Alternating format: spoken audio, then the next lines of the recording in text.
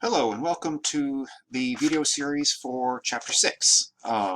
This is, of course, the introduction. Here in Chapter 6, we've been working with Hyper-V. Now what we're going to do is add the Virtual Machine Manager, which you'll use to manage not just one, but potentially many instances of Hyper-V running on Windows servers 2016 and 2019. What we're going to talk about in this chapter is installing the Virtual Machine Manager, and there are some prerequisites, and then working with the VMM console.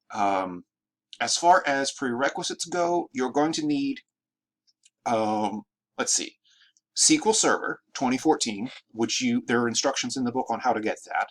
The System Center VMM installer itself,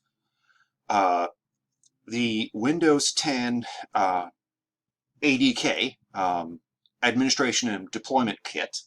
You're going to do a little work, then install the VMM console, and then we're going to work with the console extensively.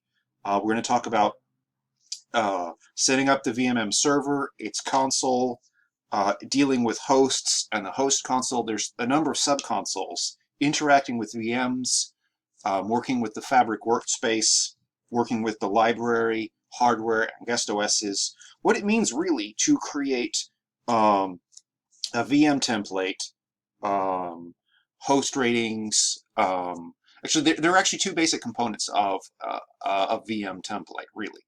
There's the hardware template and the guest OS template, and those two things taken together become a VM template, which you can use to spawn new guest OSs at will, according to whatever requirements you have. We're going to also talk about roles and some other things. So this is a very quick summary of what we'll talk about for the rest of the chapter. Thanks, and let's get started.